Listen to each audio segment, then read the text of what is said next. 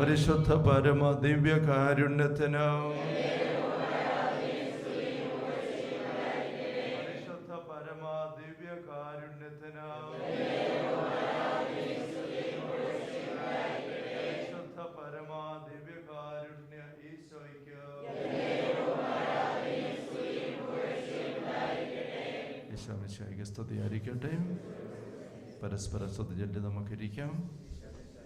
ഞാൻ സൂചിപ്പിച്ചല്ലോ, നമ്മൾ ഈ ധ്യാനം വളർച്ചാ ധ്യാനം ആദ്യമായിട്ട് നടത്തുന്നു. ശുശ്രൂഷ എല്ലാവരും സംബന്ധിക്കുകയും ചെയ്യുന്നു. അതുകൊണ്ട് കുറച്ച് ക്രമീകരണങ്ങളുടെ കാര്യത്തിലൊക്കെ കുറച്ച് നമ്മൾ ഒന്ന് ശീലിച്ചങ്ങ് എടുക്കണം. ഇന്ന് നാളെയൊക്കെ ആയിട്ട് നമുക്കത് സാധിക്കും. വളർച്ചാ ധ്യാനമായതുകൊണ്ട് ആമുഖപരമായ പല കാര്യങ്ങളും ഞാൻ ഒഴിവാക്കുകയാണ്. ടൈം ടേബിളും കാര്യങ്ങളും ഒക്കെ നമ്മൾ സാധാരണ ചെയ്യുന്ന പോലെ തന്നെ രാവിലെ 5 മണിക്ക് മണിയടിക്കും. 5:15 വരെ വിശ്രമം എഴുന്നള്ളിച്ച് വെക്കും. 6:15 എല്ലാ ദിവസവും കുർബാന. നാളെ കുർബാനയ്ക്ക് പാലായിൽ നിന്ന് വികാരി അച്ഛൻ വരികയല്ല. നമ്മളെല്ലാം അച്ഛൻ്റെ സന്ദേശം സ്വീകരിച്ചവരാണ്. നമ്മൾ ഒരുമിച്ച് കുർബാന അർപ്പിച്ച് അങ്ങനെ നീങ്ങുകയാണ് ചെയ്യുന്നത്. സാധാരണ നമ്മൾ ഈ ദിവസങ്ങളിൽ വളർച്ചാ ധ്യാനമായതുകൊണ്ട് അത്താഴം കഴിഞ്ഞ് സെഷനുകൾ കാണുകയില്ല. നിങ്ങൾക്ക് തനിച്ച് പ്രാർത്ഥിക്കാനൊക്കെ ഉള്ള സമയമായിരിക്കും. രാവിലത്തെ ആരാധനയ്ക്ക് നമ്മൾ ഒരുമിച്ച് പ്രാർത്ഥിക്കാറുണ്ടായിരുന്നു. അതും ഒരുമിച്ചുള്ള പ്രാർത്ഥന ജയമോൻ ലീഡ് ചെയ്ത് അങ്ങനത്തെ പ്രാർത്ഥന ഉണ്ടായിരിക്കുകയില്ല. 5:15 മുതൽ 6:15 വരെയുള്ള സമയം തനിച്ചിരുന്ന് പ്രാർത്ഥിക്കാനുള്ള സമയമാണ്. തനിച്ചിരുന്ന് പ്രാർത്ഥിക്കാനുള്ള ബോധ്യവും ദാഹവും ഒക്കെ അവരുടെ കഴിവും ഒക്കെ ആയവരാണ് ഈ ധ്യാനം സംബന്ധിക്കുന്നവരെല്ലാവരും. അതുകൊണ്ട് ആ ഒരു തരത്തിൽ എന്തുമാത്രം മുന്നോട്ട് ഓടിക്കയറാവോ അതായിരിക്കണം ആത്മീയമായിട്ട് നമ്മുടെ ലക്ഷ്യം ഈ ദിവസങ്ങളിൽ. രാജാക്കന്മാരുടെ പുസ്തകത്തിൽ 1-ാമത്തെ പുസ്തകം, രാജാക്കന്മാരുടെ 1-ാമത്തെ പുസ്തകത്തിൽ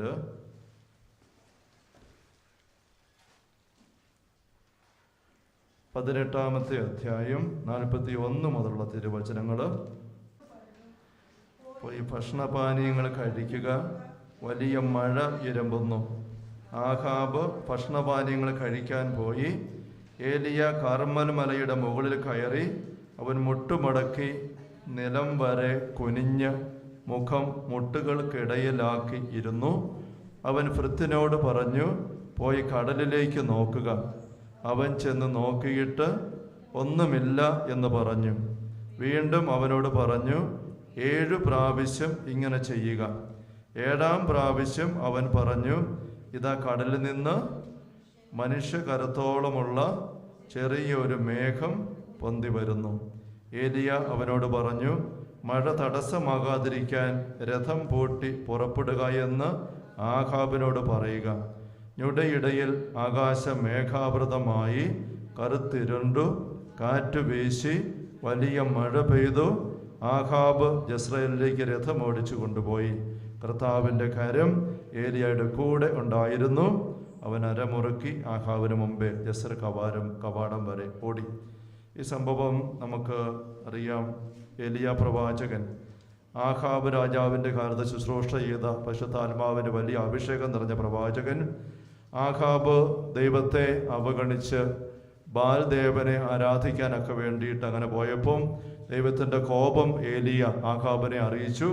എന്നിട്ട് ഏലിയ പറഞ്ഞു, ഇനി ഞാൻ പറഞ്ഞിട്ടല്ലാതെ ഇസ്രയേലിൽ മഴ പെയ്യുകയില്ല. 17-ാമത്തെ അധ്യായത്തിൽ 1-ാം തിരുവചനത്തിൽ നമുക്കത് കാണാൻ പറ്റും.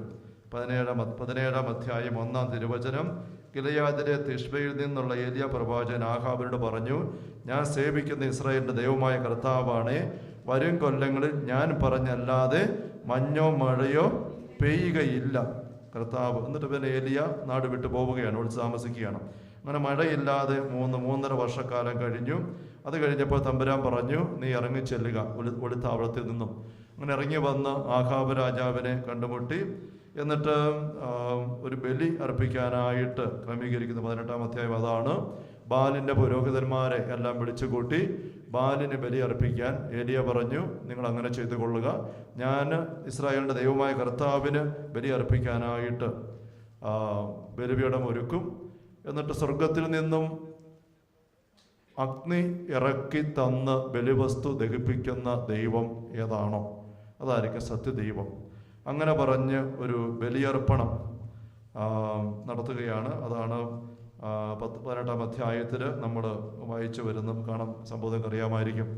അത് കഴിഞ്ഞപ്പോൾ സംഭവിച്ചതെന്ന് നമുക്കറിയാം. ബാലിൻ്റെ പുരോഹിതന്മാർ 300ഓളം പേര് മണിക്കൂറുകൾ ഒരുപാട് ബഹളം വെച്ച് തുള്ളിച്ചാടി ഒരു സർവശക്തിയോടും കൂടെ പ്രാർത്ഥിച്ചിട്ടും ആകാശത്തിൽ നിന്ന് അഗ്നിയൊന്നും ഇറങ്ങി വന്നില്ല.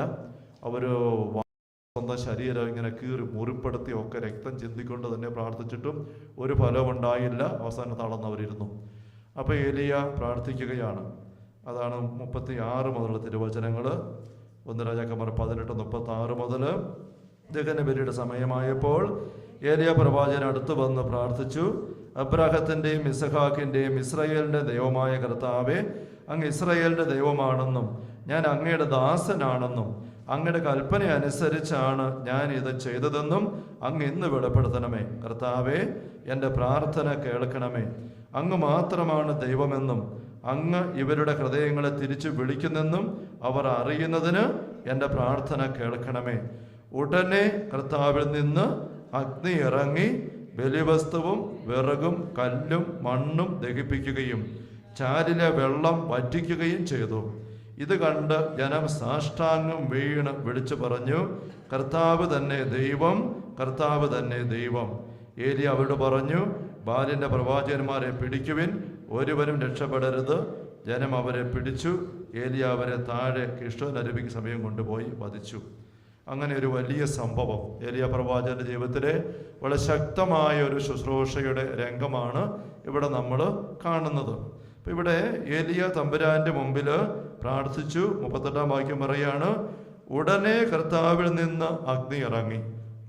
ഉടൻ തന്നെ അഗ്നി ഇറങ്ങി. ആ ബലിവസ്തു മാത്രമല്ല, ആ ബലിപീഠം മുഴുവൻ അതിനപ്പുറമുള്ള ചുറ്റുമുള്ള ചാലിലെ വെള്ളവും കൂടെ ആവിയായി പോകാൻ മാത്രമുള്ള വലിയ അഗ്നി അവിടെ ഉണ്ടായി. അപ്പോൾ ഇത്ര വന്നപ്പോഴേക്കും ബാലിൻ്റെ പ്രവാചകന്മാരെല്ലാം വധിക്കപ്പെട്ടു. ആഹാബ് സമ്മതിച്ച് കൊന്നു കളഞ്ഞു. അപ്പോൾ ഏലിയ പറയുകയാണ്, ഇതാ ഇനി ഞാൻ പ്രാർത്ഥിക്കാൻ പോവുകയാണ്, മഴ പെയ്യും. അതാണ് ഇപ്പോൾ നമ്മൾ ആദ്യം വായിച്ച 41 തിരുവചനങ്ങൾ. വലിയ മഴ ഇരമ്പുന്നു. അതുകൊണ്ട് വേഗം രാജാവെ അങ്ങ് റെഡിയായി ഭക്ഷണം കഴിച്ച് തിരിച്ചു പോയിക്കൊള്ളുക എന്ന് പറഞ്ഞിട്ട് ഏലിയ ചെയ്യുന്ന കാര്യമാണ് ഇവിടെ നമ്മൾ ശ്രദ്ധിക്കുന്നത്. 42-ാമത്തെ വാക്യം, ആഹാബ് ഭക്ഷണപാനീയങ്ങൾ കഴിക്കാൻ പോയി. ഏലിയ കർമ്മൽ മലയുടെ മുകളിൽ കയറി അവൻ മുട്ടുമടക്കി നിലം വരെ കുനിഞ്ഞ് മുഖം മുട്ടുകൾക്കിടയിലാക്കി ഇരുന്നു. ആ ഇരിപ്പൊന്ന് ഭാവനയിൽ ദർശിച്ച് എങ്ങനെയാ ഇരുന്നത്? മുട്ടുമടക്കി നിലം വരെ കുനിഞ്ഞു. മുട്ടുകുത്തി എന്നിട്ട് പുറകോട്ട് ഇരുന്നേച്ചിട്ട് മുന്നോട്ട് തല നിലം വരെ കുനിഞ്ഞ് മുഖം മുട്ടുകൾക്കിടയിലാക്കി. 2 കാൽമുട്ടുകൾക്കിടയിലേക്ക് മുഖം ചേർത്ത് വെച്ചു. അങ്ങനെ ഒരു ഇരിപ്പ് പ്രാർത്ഥനയിൽ. അതെന്തറിയോ അങ്ങനെ ഇരുന്നത് അല്ലേ? അത് നമ്മൾ ശ്രദ്ധിക്കുകയാണെന്ന്. അങ്ങനെ ഇരുന്നാണ് ഇദ്ദേഹം പ്രാർത്ഥിക്കുന്നത്. എന്നിട്ടോ ഭൃത്യനോട് പറഞ്ഞു, പോയി കടലിലേക്ക് നോക്കുക. അവൻ ചെന്ന് നോക്കിയിട്ട് പറഞ്ഞു, ഒന്നുമില്ല. അപ്പം ഇത്രയും വളഞ്ഞു കുത്തി സകലതും വിസ്മരിച്ച് ഇരുന്ന് പ്രാർത്ഥിച്ചിട്ടും കടലിൽ നിന്ന് മഴക്കാരൊന്നും കയറി വരുന്നില്ല. അതേസമയം അപ്പുറത്ത് അഗ്നി ഇറങ്ങാൻ പ്രാർത്ഥിച്ചപ്പം നമ്മൾ കണ്ടു, ഉടനെ കർത്താവിൽ നിന്ന് അഗ്നി ഇറങ്ങി. ഇവിടെ പ്രാർത്ഥിച്ചിട്ട് ശിഷ്യനെ പറഞ്ഞു വിടുന്നു. ശിഷ്യൻ പോയി അപ്പുറത്ത് പാറയിൽ കയറി നോക്കി, കടലിലേക്ക് ഒന്നും വരുന്നില്ല. 2-ാം പ്രാവശ്യം വന്നു, പറഞ്ഞു വിട്ടു, പോയി നോക്കാൻ പറഞ്ഞു, ഒന്നുമില്ലെന്ന് പറഞ്ഞു. അങ്ങനെ എത്ര പ്രാവശ്യം സംഭവിച്ചെന്നാണ്? 7 പ്രാവശ്യം. 7-ാം പ്രാവശ്യമാണ് കൈപ്പത്തിയോളം വലുപ്പമുള്ള ഒരു മേഘം ഇങ്ങനെ കടലിൽ നിന്ന് പൊങ്ങും. അത്രയേ ഉള്ളൂ. അതും ഈ കറുത്ത് ഇരുണ്ട് മൂടി വലിയ മഴയായിട്ട് പെട്ടെന്ന് കയറി വരുന്നില്ല. പടിപടിയായിട്ടുള്ള ഒരു പ്രതികരണം പ്രാർത്ഥനയ്ക്ക്. പക്ഷേ ഇതിലേക്ക് നല്ല വിശ്വാസമാണ്. ഇപ്പം നമ്മൾ ഇന്നിപ്പോൾ ഈ ധ്യാനത്തിൻ്റെ ആരംഭത്തിൽ വിശുദ്ധാത്മാവ് കാണിച്ചു തരുന്ന ഒരു ചിന്തയുടെ ഒരു രംഗമാണിത്. ഏലിയയുടെ ഇരിപ്പ് മനസ്സിൽ കുറിച്ച് വെക്കുക. അപ്പോൾ പ്രാർത്ഥനയിൽ നമ്മൾ തമ്പുരാൻ്റെ മുമ്പിലായിരിക്കുമ്പോൾ നമുക്ക് ഒരു തീക്ഷ്ണമായ സ്വയം ബലപ്രയോഗത്തിൻ്റെ, നമ്മളെ തന്നെ തമ്പുരാൻ്റെ മുമ്പിൽ അടിയറ വെക്കലിൻ്റെ ഒരു മനോഭാവം വേണം. തമ്പുരാൻ്റെ മുമ്പിൽ നമ്മൾ ഏതോ ഒരു തീഷ്ണതയോടെയാണ് ഇവിടെ ഏലിയ നിൽക്കുക. മുട്ടുകുത്തി കുമ്പിട്ട് മുഖം മുട്ടുകൾക്കിടയിലാക്കി എന്ന് വെച്ചാൽ ഒന്നും എനിക്ക് കാണണ്ട, വേറെ ഒന്നും ഞാൻ ശ്രദ്ധിക്കുന്നില്ല. ഒരു കണ്ണടയ്ക്ക് മാത്രമല്ല, തന്നെ താഴ്ത്തി എളിമപ്പെടുത്തി. അങ്ങനെ ഇത് ഒരു ഒറ്റപ്പെട്ട രംഗമല്ല. ശരീരം കൊണ്ട് ഇങ്ങനെ ചെയ്യുന്നത് നല്ലതാണ് എന്ന് തന്നെ കാണിക്കുന്ന കുറേ സംഭവങ്ങൾ നമ്മളിപ്പം പെട്ടെന്ന് കാണുകയാണ്. പക്ഷെ അത് ശ്രദ്ധിക്കുമ്പോൾ അതിനേക്കാൾ കൂടുതലായിട്ട് അരൂപിയിൽ ഇതുപോലെ നമ്മൾ തമ്പുരാൻ്റെ മുമ്പിൽ അള്ളിപ്പിടിക്കണം. അങ്ങനത്തെ ഒരു അവസ്ഥയിലേക്ക് വരണം. നമ്മൾ മോശയുടെ അഹ്റോന്റെ ഒക്കെ ജീവിതത്തിലേക്ക് നോക്കുമ്പം സംഖ്യയുടെ പുസ്തകത്തിലെ 14-ാമത്തെ അധ്യായം, മോശയുടെ ഒരു പ്രത്യേക പ്രാർത്ഥനാ രീതി. 14-ാം അധ്യായത്തില് 5-ാം തിരുവചനം.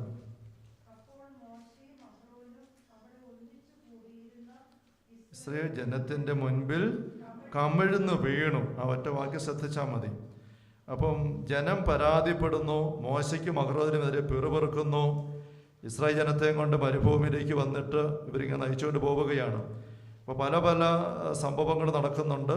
ഇവിടെ കാനാൻ ദേശം ഒറ്റുനോക്കാനായിട്ട് ജോഷുവയും കാലബിനെയും കൂടെ അയക്കുകയാണ്. അവർ പോയിട്ട് തിരിച്ചു വന്നിട്ട് അത് വലിയ ഭീകരന്മാരായ രാക്ഷസ രൂപികളായ ആൾക്കാർ താമസിക്കുന്ന സ്ഥലമാണ്.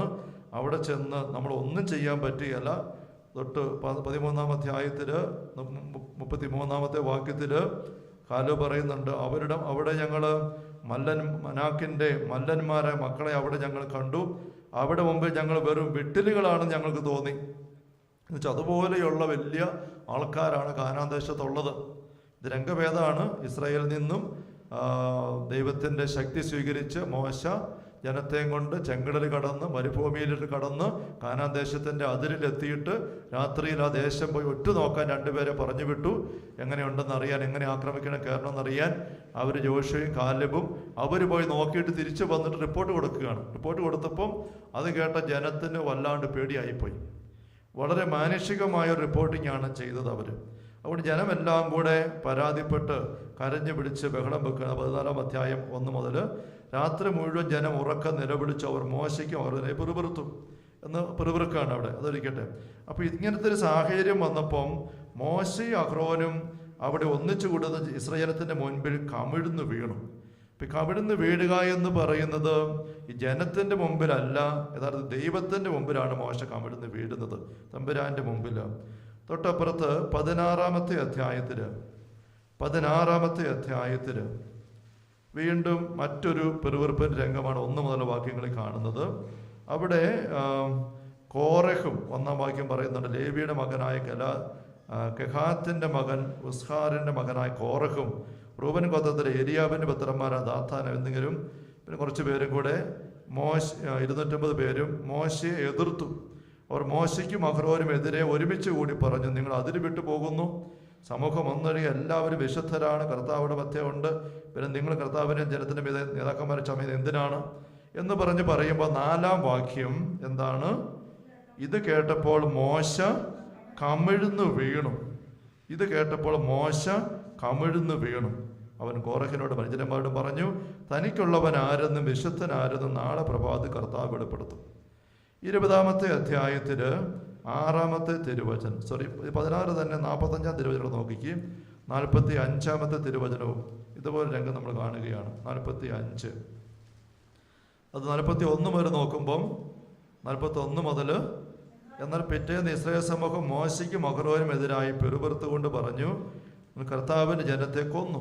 സമൂഹം മോശയ്ക്കും അഹ്റോനുമായി അണിനിരന്ന് സമാഗമ കൂടാരത്തിന് നേരെ തിരിഞ്ഞു. മേഘം അതിനെ ആവരണം ചെയ്തിരുന്നു. കർത്താവിൻ്റെ മഹത്വം അവിടെ പ്രത്യക്ഷപ്പെട്ടു. മോശയും അഹ്റോനും സമാഗമ കൂടാരത്തിന് മുമ്പിൽ വന്നു. കർത്താവ് മോശയോട് അരുളിച്ചെയ്തു, ഈ സമൂഹമധ്യത്തിൽ നിന്ന് ഓടി അകലുക, നിമിഷത്തിനുള്ളിൽ ഞാൻ അവരെ നശിപ്പിക്കും. എന്നാൽ മോശയും അഹ്റോനും കമിഴ്ന്നു വീണു. കമിഴ്ന്ന് വീഴുക തമ്പുരാൻ്റെ മുമ്പിൽ. മോശ അഹ്റോനും കൂടെ കമിഴ്ന്ന് വീഴുകയാണ്. 20-ാമത്തെ അധ്യായത്തിൽ 6-ാമത്തെ തിരുവചനം സൂചിപ്പിച്ചത്. 20-ാം അധ്യായത്തിൽ 6-ാമത്തെ തിരുവചനം, അവിടെയും പാറയിൽ നിന്ന് ജലം കൊടുക്കുന്ന രംഗമാണ്. സിൻ മരുഭൂമിയിൽ ജനമെല്ലാം കൂടെ വെള്ളത്തിന് വേണ്ടിയിട്ട് ബഹളം വെച്ച് ചോദിക്കുമ്പോൾ 6-ാം വാക്യം, അപ്പോൾ മോശയും അഹ്റോനും സമൂഹത്തിൽ നിന്ന് സമാഗമ കൂടാരവാതിൽക്കൽ ചെന്ന് സാഷ്ടാംഗം വീണു. സമാഗമ കൂടാരം എന്താണ്? കർത്താവിൻ്റെ വാഗ്ദാന പേടകം വെച്ചിരിക്കുന്ന 10 കൽപ്പനകൾ സൂക്ഷിച്ചിരിക്കുന്ന കൂടാരമാണ്. നമുക്ക് വിശുദ്ധ മദ്ബഹ പോലെ, അൾത്താര പോലെ ദൈവസാന്നിധ്യം അവരനുഭവിച്ചിരുന്നതാണ് സമാഗമ കൂടാരം. ദൈവവും മനുഷ്യനും മോശയും പരസ്പരം സമാഗമിക്കുന്ന സ്ഥലം. അപ്പോൾ ആ കൂടാരത്തിൻ്റെ വാതിൽക്കൽ ചെന്ന് സാഷ്ടാംഗം വീഴുകയാണ്, കമിഴ്ന്ന് വീഴുകയാണ്. എസെക്കിയേലിൻ്റെ പുസ്തകത്തിൽ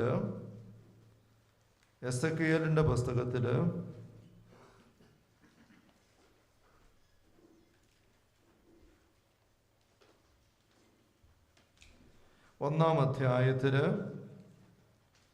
28-ാമത്തെ തിരുവചനം, എസെക്കിയേൽ ഒരു ദൈവിക ദർശനമുണ്ടാകുന്ന രംഗമാണ്.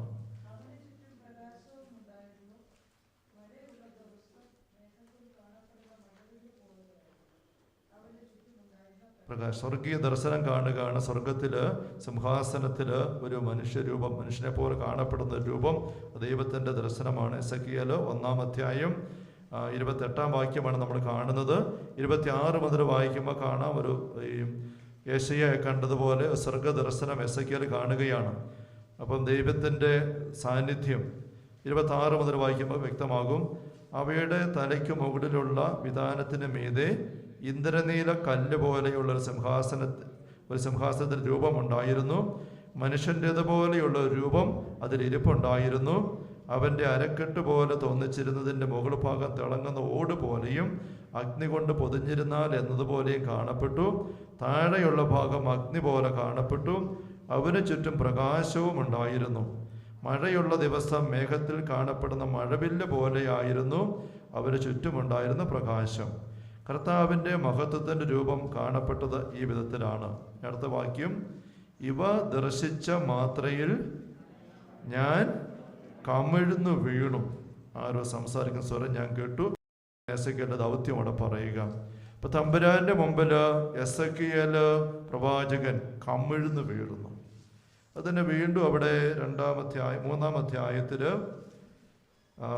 23-ാം തിരുവചനം, അല്ലെ 22-23 തിരുവചനം വായിക്കുമ്പം എസെക്കിയേലിന്റെ പുസ്തകം തന്നെ 3-ാം അധ്യായം 22-23 തിരുവചനങ്ങൾ, അവിടെ കർത്താവിൻ്റെ കരം എൻ്റെ മേലുണ്ടായിരുന്നു.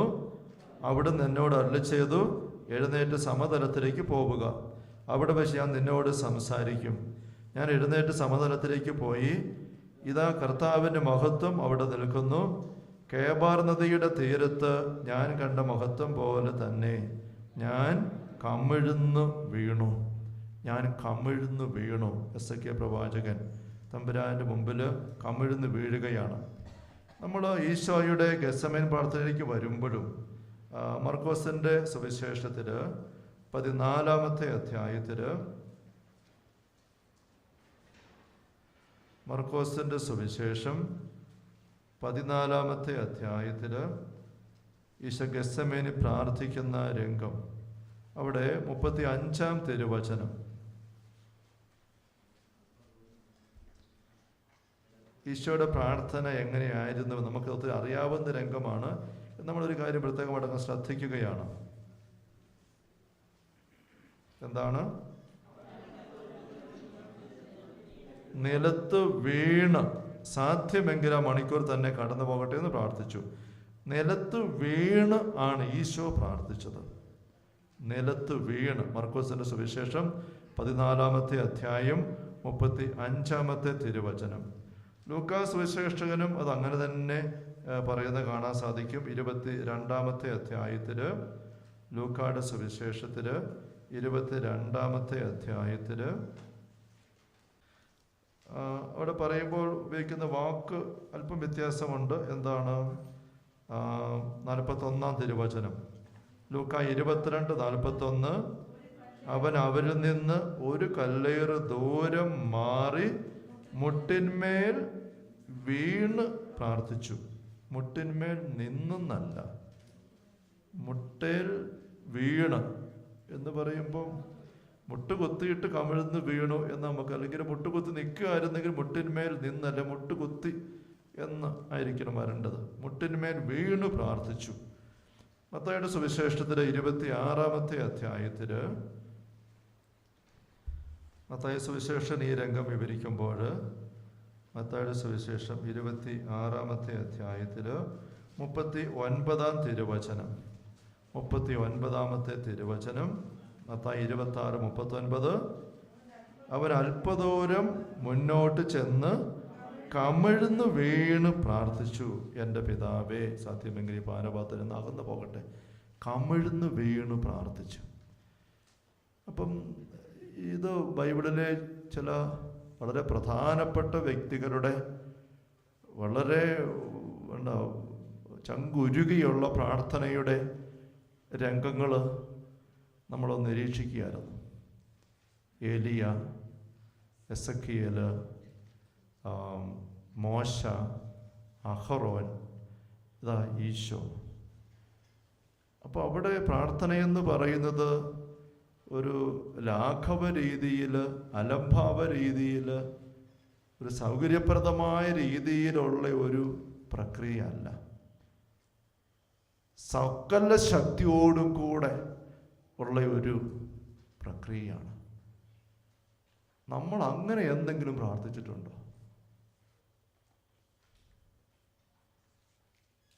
ഇങ്ങനത്തെ ഒരു തീവ്രതയോടെ ഏലിയ ഇരുന്ന് നമ്മൾ കണ്ടു. മുട്ടുകുത്തി കുമ്പിട്ട് നിലം വരെ നെറ്റി കൊണ്ടുപോയിട്ട് കാൽമുട്ടിനിടയിലേക്ക് മുഖം അമർത്തി വെച്ചിട്ട് പ്രാർത്ഥിക്കുകയാണ്. അങ്ങനെ പ്രാർത്ഥിച്ചിട്ടും 1-ാം പ്രാവശ്യം, 2-ാം പ്രാവശ്യം, 3-ാം പ്രാവശ്യം ഒരു ഫലവും ഇല്ല. 7-ാം പ്രാവശ്യം ജോലിക്കാരെ ശിഷ്യൻ പോയി നോക്കിയപ്പോഴാണ് അല്പം മഴക്കാർ കയറുന്നത്. പിന്നെ പുറകെ അങ്ങോട്ട് വലിയ പെട്ടെന്ന് കടുത്തിരുണ്ട് വലിയ മഴ വരുന്നുണ്ട്. എത്രയോ അഭിഷേകം നിറഞ്ഞ വ്യക്തിയായ ഏലിയ തീ ഇറക്കി, അതുപോലെ തന്നെ മരിച്ചവരെ ഉയർപ്പിക്കുക, ഒത്തിരി സംഭവങ്ങളുണ്ട്. പക്ഷെ ഏലിയ പോലും ഇങ്ങനെ പ്രാർത്ഥിച്ചു. അപ്പൊ പ്രാർത്ഥനയിൽ ഈ ശരീരത്തിന്റെ ജക്ഷർ അല്ല ചേഷ്ട എന്ന് പറയുന്നത് ഉള്ളിൻ്റെ ഒരു പ്രകടിപ്പിക്കലാണ്. ഉള്ളിൻ്റെ പ്രകടിപ്പിക്കലാണ് ശരീരത്തിൻ്റെ ഭാഷ എന്ന് പറയും. ബോഡി ലാംഗ്വേജ് ഇല്ലേ? ബോഡി ലാംഗ്വേജ് നമ്മൾ പറയാറുണ്ട്. വാ കൊണ്ട് പറയുന്നത് മാത്രമല്ല, ഒരു വ്യക്തിയുടെ ശരീരം മുഴുവനും സംസാരിക്കുന്നുണ്ട്. അപ്പൊ ഇവിടെ ഏലിയായുടെ പ്രാർത്ഥന എന്ന് പറയുന്നത് വാ കൊണ്ട് എന്തോ പറഞ്ഞു എന്നുള്ളതല്ല, കരഞ്ഞുകൊണ്ട് പറഞ്ഞു എന്നുള്ളതുമല്ല. ആ സാന്നിധ്യം മുഴുവനും പ്രാർത്ഥനയാവുകയാണ്. വേറെ ഒന്നുമില്ല. ഒരു മില്ലിമീറ്റർ, മില്ലിഗ്രാം പോലും തൻ്റെ അസ്തിത്വത്തിൽ വേറൊരു കാര്യത്തിലില്ല. ആ ഇരിപ്പ് അത് നമ്മൾ മനസ്സിൽ കുറിച്ച് വെക്കണം. എസക്കിയേൽ ഈ കമിഴ്ന്ന് വീട് നമ്മൾ കാണുക. പിന്നെ എത്ര പേരാ? മോശ, ആറോൻ, ഈശോയും. കമിഴ്ന്ന് വീഴുക എന്ന് പറഞ്ഞാൽ വേറെ ഒന്നിനും പിന്നെ ശ്രദ്ധിക്കുന്നില്ലെന്ന് അർത്ഥം. വേറെ ഒന്നിലേക്ക് ശ്രദ്ധ അല്പം പോലും ഇല്ല. സമ്പൂർണമായിട്ട് സാഷ്ടാംഗം പ്രണമിക്കുക എന്നൊക്കെ നമ്മൾ പറയുന്നത്. ഈശോ അങ്ങനെയാ പ്രാർത്ഥിച്ചത്. ഗെത്സമേൻ തോട്ടത്തില് മുട്ടിന്മേൽ വീണ് കമിഴ്ന്ന് വീണ് പ്രാർത്ഥിക്കുകയാണ്. നമ്മൾ അങ്ങനത്തെ ഒരു പ്രാർത്ഥന, അത് ഞാൻ ആരംഭത്തിന് സൂചിപ്പിച്ചു, ശരീരം കൊണ്ട് കമിഴ്ന്ന് വീണ് പ്രാർത്ഥിക്കാൻ അവസരമുള്ളപ്പം അങ്ങനെ അത് കമിഴ്ന്ന് എന്നാൽ ഇനി പ്രാർത്ഥിക്കുമ്പോൾ എല്ലാം മുട്ടുകുത്തുന്നവരെ കമിഴ്ന്ന് കടന്നങ്ങ് പ്രാർത്ഥിച്ചേക്കാം സുഖമായിട്ട്. അത് മാത്രമല്ല അതിനകത്ത് വരും, നമുക്കറിയാം. അതിൻ്റെ ഒരു തീവ്രതയാണ്, ഒരു സമ്പൂർണ്ണ സമർപ്പണമാണ്, സമ്പൂർണമായിട്ടുള്ളൊരു ആഗ്രഹമാണ്. ഒറ്റ കാര്യം മാത്രം, വേറെ ഒന്നുമില്ലാതെ. അപ്പം ഇങ്ങനത്തെ ഒരു ശൈലിയിലേക്ക് നമ്മുടെ പ്രാർത്ഥന നമുക്ക് കയറ്റിക്കൊണ്ട് വരണം. നമ്മൾ വളർച്ചാ ധ്യാനമാണിത്. വളർച്ചയെന്ന് പറയുന്നത് ഒരിക്കലും പരിധി നിർണ്ണയിക്കാൻ പറ്റുകയില്ലാത്തൊരു പ്രക്രിയയാണ്. The greatest room is the room for improvement എന്ന് പറയാറുണ്ട്. വളരാനുള്ള സാധ്യത, അതാണ് ഏറ്റവും വലിയ സാധ്യത. ഒരു മരത്തിന് വളരാൻ എന്തുമാത്രം വളരാം? ഇത് ആകാശം മുഴുവൻ കിടക്കുകയാണ്, അതിന് വളരാം. ശൂന്യാകാശം മുഴുവൻ കിടക്കുകയാണ്, എന്തുമാത്രം വേണേൽ വളരാം, തലയ്ക്ക് മുകളിൽ ഇങ്ങനെ വിശാലമായിട്ട്. ഇതുപോലെ നമുക്കും എന്തുമാത്രം വളരാം, അനന്തമായ സാധ്യത നമുക്കുള്ളത് ഓരോ വ്യക്തിക്കും. അപ്പോൾ ഇത് വളർച്ചാ ധ്യാനമെന്ന് പറയുമ്പോൾ നമ്മൾ ഇതുപോലെ ഒരു അനന്തമായ സാധ്യത മുമ്പിലേക്കാണ് നിൽക്കുക. അപ്പം ആ സാധ്യതയിലേക്ക് നമ്മൾ തന്നെ കൊടുക്കാനായിട്ട് വരുമ്പം ഇതുപോലെ ഒരു ആഗ്രഹം, നമ്മൾ ദൈവരാജ്യ അനുഭവ ധ്യാനത്തിലൊക്കെ ചിന്തിച്ചൊരു കാര്യമാണ്. ആഗ്രഹിക്കണം, ആഗ്രഹം വേണം. നീ എന്ത് അന്വേഷിക്കുന്നു? ഈശോ ചോദിക്കുന്നുണ്ട്. നിനക്ക് വേണ്ടി എന്ത് ചെയ്യണമെന്ന് നീ ആഗ്രഹിക്കുന്നത് ചോദിക്കുന്നുണ്ട്.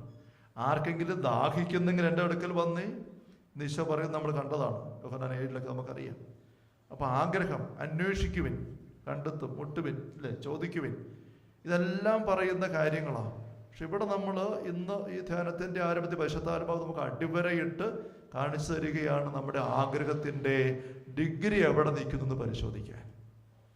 നമ്മുടെ ആഗ്രഹത്തിൻ്റെ ഡിഗ്രി എവിടെ നിൽക്കുന്നത് പരിശോധിക്കാൻ.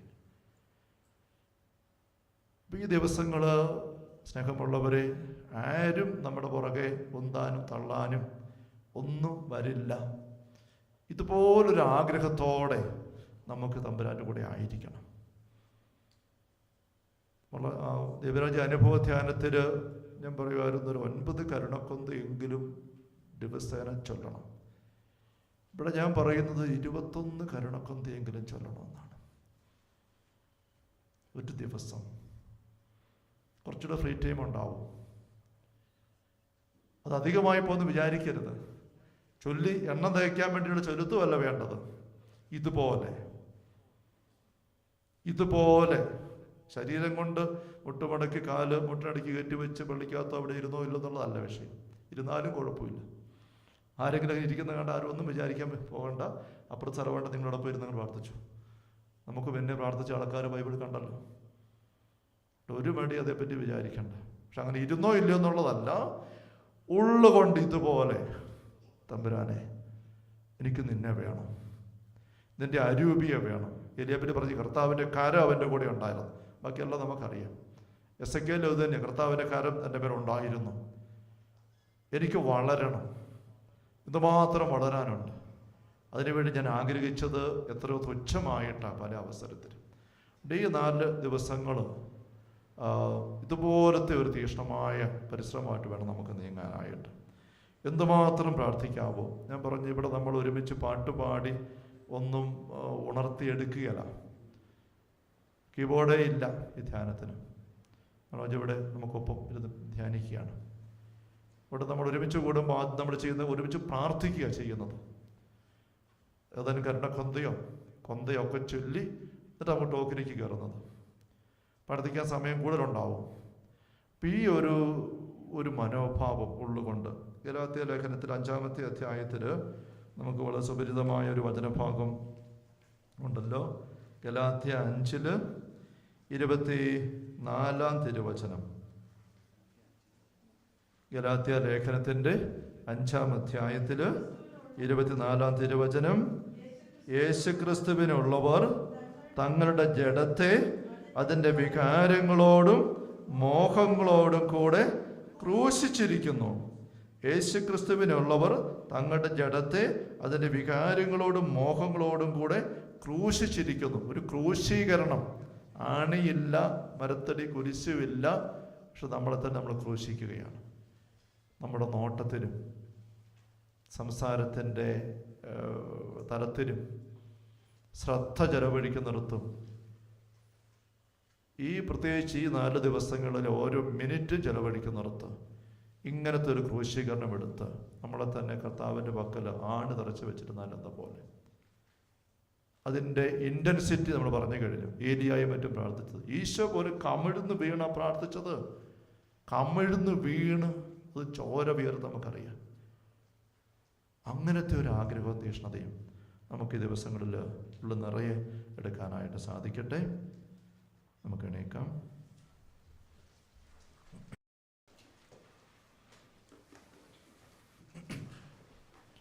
ഒരു നിമിഷം വന്ന കരങ്ങൾ നെഞ്ചോട് ചേർത്ത് കണ്ണുകളടച്ച് തമ്പുരാൻ്റെ മുമ്പിലായിരുന്നേ.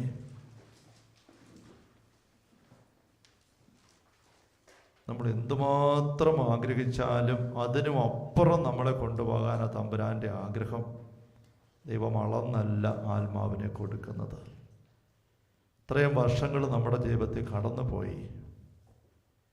തമ്പുരാൻ നമുക്ക് വേണ്ടി കരുതി വെച്ച ഒരുപാട് കൃപാവരങ്ങൾ പൂപ്പല് പിടിച്ച് ചാക്ക് കെട്ടിനകത്ത് ഇപ്പോഴും ഇരിക്കുക. അത് നമ്മളെടുത്ത് ജീവിതത്തിൽ അന്വർത്ഥം ആക്കിയില്ല. അതിന് നൊമ്പരം തമ്പുരാനുണ്ട്.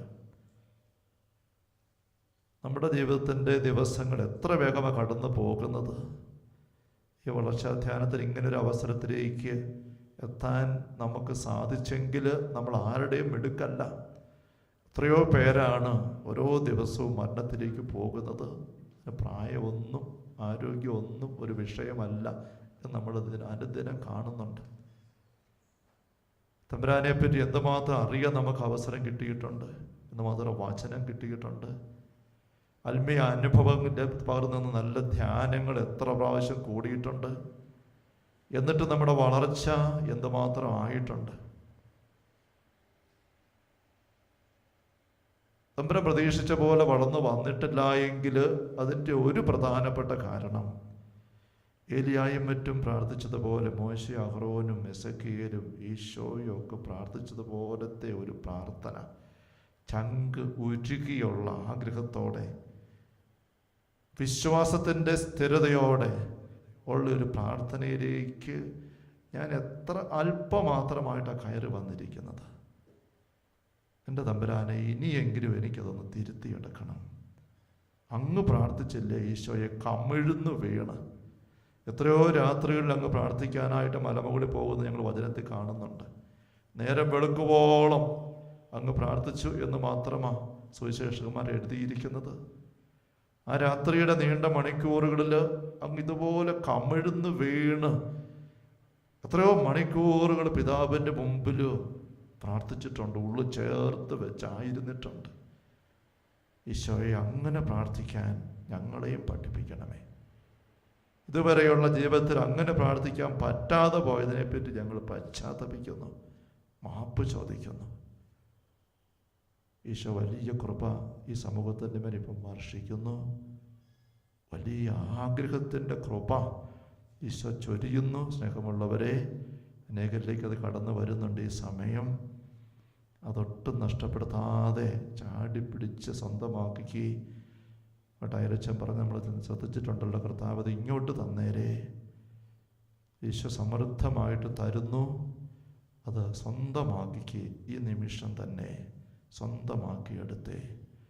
പ്രാർത്ഥനയിൽ ഈ വിശുദ്ധ വ്യക്തികൾ പ്രാർത്ഥിച്ചതുപോലെയുള്ള തീഷ്ണതയോടെ പ്രാർത്ഥിക്കുന്ന വ്യക്തിയാകാനുള്ള വലിയ ആഗ്രഹം ഈ സമൂഹത്തിൽ ഭൂരിഭാഗത്തിനും ഈ സമയത്ത് ഈശോ തരുന്നുണ്ട്, അനുഭവമാകുന്നുണ്ട്. അത് ആൾക്കാർ നിങ്ങളത് അനുഭവമാകുന്നവർ ചാടിപ്പിടിക്കുക, നന്ദിയോടെ സ്വീകരിക്കുക.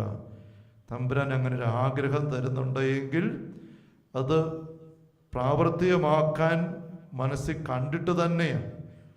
തമ്പുരാൻ ചുമ്മാ വ്യാമോഹം നമുക്ക് തരികയല്ല. സ്നേഹമുള്ളവരെ, അവിടുന്ന് നമുക്ക് തരാൻ ആഗ്രഹിച്ചു തന്നെയാണ് ഈ ആഗ്രഹം തരുന്നത്. ഈ ചിന്ത തീക്ഷ്ണമായൊരാഗ്രഹമായിട്ട് ഉള്ളിലെടുത്തേ. കൃപ വന്ന് നിറയട്ടെ, കൃപ വന്ന് നിറയട്ടെ. ഉള്ളിൽ ഇടയുണ്ടാക്കിക്കേ.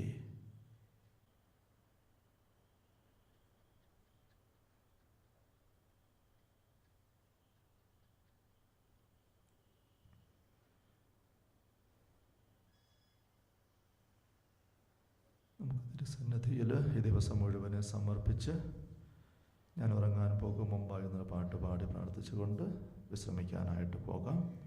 ഈ തീക്ഷ്ണമായ ദാഹം കത്തി എരിഞ്ഞു നിൽക്കട്ടെ.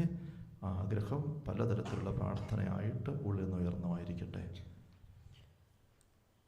ഞാനുറങ്ങാൻ പോകും മുമ്പായി നിനക്കേകും നീതാ നന്ദി നന്നായി. ഇന്നു നീ കാരുണ്യപൂർവം തന്ന നന്മകൾക്കൊക്കെക്കുമായി ഞാനുറങ്ങാൻ പോകും മുമ്പായി നിനക്കേകും നീതാ നന്ദി നന്നായി. ഇന്നു നീ കാരുണ്യപൂർവം തന്ന നന്മകൾക്കൊക്കെക്കുമായി നിന്നാഗ്രഹത്തിനെതിരാ ചെയ്തോരൻ കൊച്ചു പാപങ്ങൾ പോലും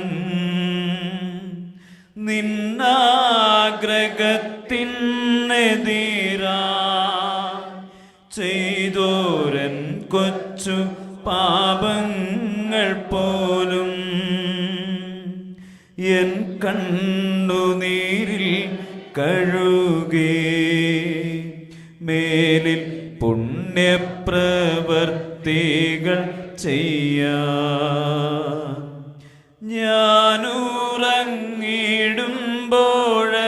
ഞാനുറങ്ങിടുമ്പോഴെല്ലാം എനിക്കാനന്ദ നിദ്ര നൽകണം.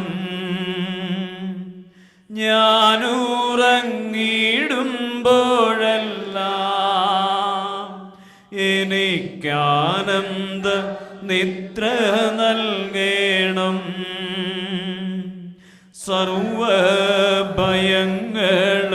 നീക്കി നിത്യ നിർവൃതി തന്നരുളേണം. ഞാനുറങ്ങാൻ പോകും മുമ്പായി നിനക്കേകും നീതാ നന്ദി നന്നായി. ഇന്നു നീ കാരുണ്യപൂർവം തന്ന നന്മകൾക്കൊക്കെക്കുമായി കന്യകമാതാവും ഒപ്പം എൻ്റെ കാവൽ മാലാഖയും കൂടി കന്യകമാതാവും ഒപ്പം എൻ്റെ കാവൽ മാലാഖയും കൂടി രാത്രി മുഴുവനും എന്നെ നോക്കി കാത്തരുളിടുക വേണം. ഞാനുറങ്ങാൻ പോകും മുമ്പായി നിനക്കേകും നീതാ നന്ദി നന്നായി.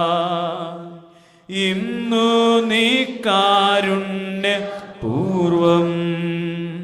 തന്ന നന്മകൾക്കൊക്കെക്കുമായി ഇന്നു നീ കാരുണ്യപൂർവം തന്ന നന്മകൾക്കൊക്കെക്കുമായി കാരുണ്യത്തിനും ആരാധനയും സ്തുതിയും പുകഴ്ചയും ഉണ്ടായിരിക്കട്ടെ. പരിശുദ്ധ പരമാ ദിവ്യ കാരുണ്യത്തിനും നേരവും ആരാധനയും സ്തുതിയും പുകഴ്ചയും ഉണ്ടായിരിക്കട്ടെ. പരിശുദ്ധ പരമാ ദിവ്യ കാരുണ്യ ഈശോയ്ക്ക് നേരവും ആരാധനയും സ്തുതിയും പുകഴ്ചയും